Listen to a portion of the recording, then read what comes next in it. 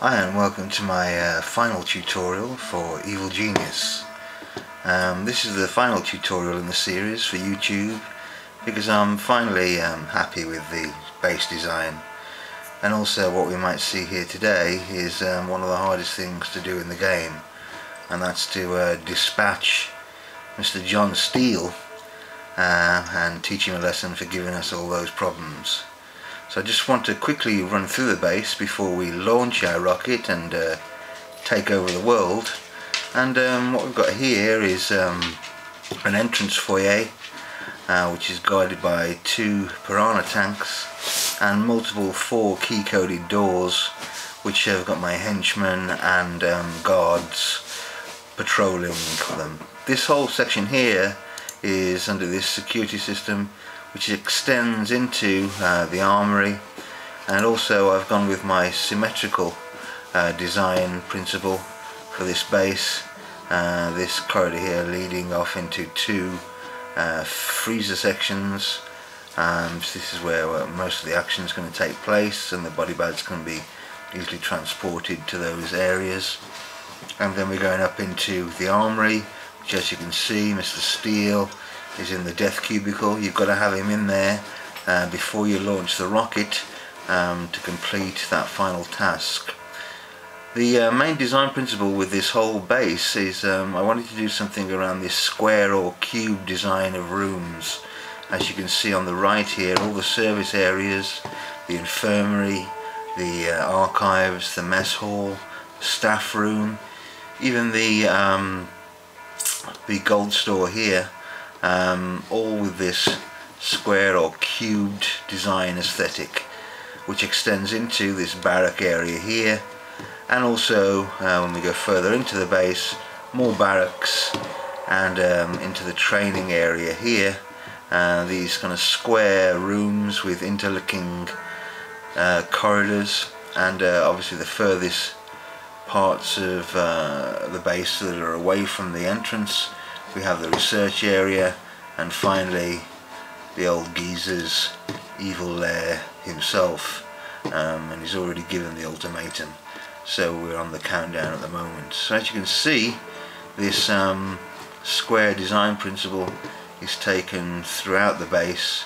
If I fly over here, the training areas, obviously this is purely aesthetic, this is just for the look of the thing, doesn't really hold any purpose. But I just like the look of how the base comes together with this design. As you can see, once again I've placed my trophy corridor surrounding the entrance to the volcano crater. As the minions move around this main thoroughfare, they'll be moving past all those awards and trophies and gaining the benefits as they move around the crater where the rocket is in the final stages of construction at the moment. Just panning around here. John might get out of his cage for a little moment, but we'll soon put him back in. So yeah, this is the results of many bases that I've designed, some of which I've filmed and put onto YouTube, and I think out of all those designs I've taken the best bits and use them in this final design. Obviously this entrance foyer here, you want to make sure that you've got enough cameras and speakers so your base security can become pretty much fully automated. And as you can see, with so many of these 4 key-coded doors surrounded by my henchmen, when you get to this stage in the game you can actually have 6 henchmen if you keep them all alive. That's the maximum I think that you can have in the game.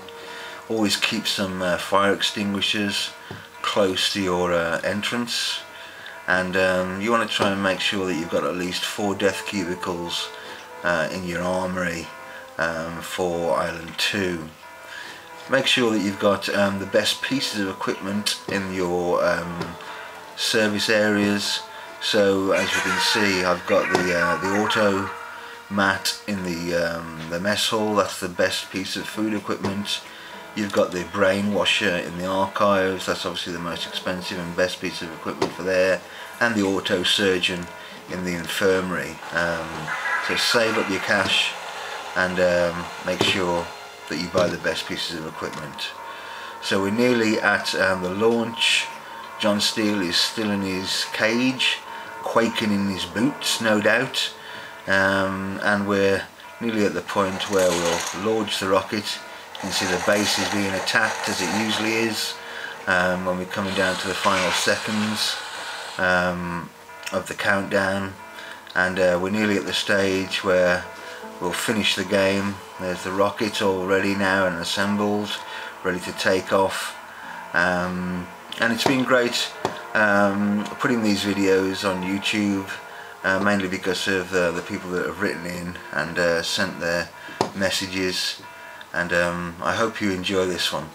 It's the final one. I won't be posting another one, but we will see John get what he deserves.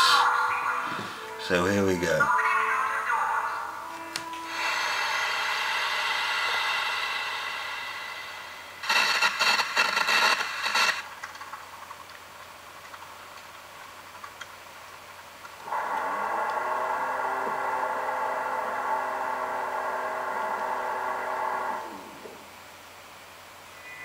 And here he is, with us all laughing at him, that English fool, being strapped, I think, to the rocket.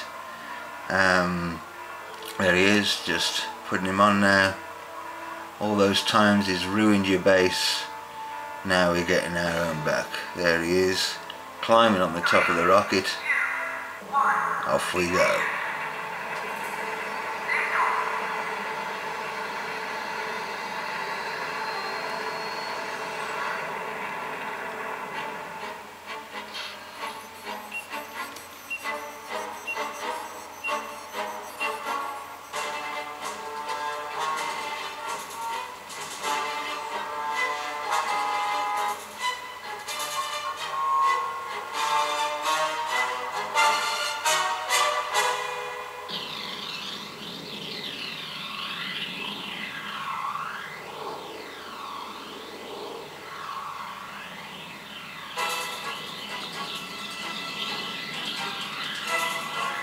So we're at the end now, folks.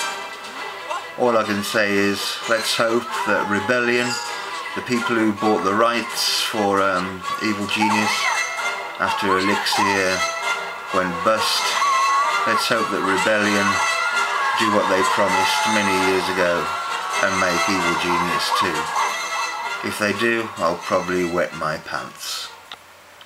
See you soon, folks. Take care. Bye bye.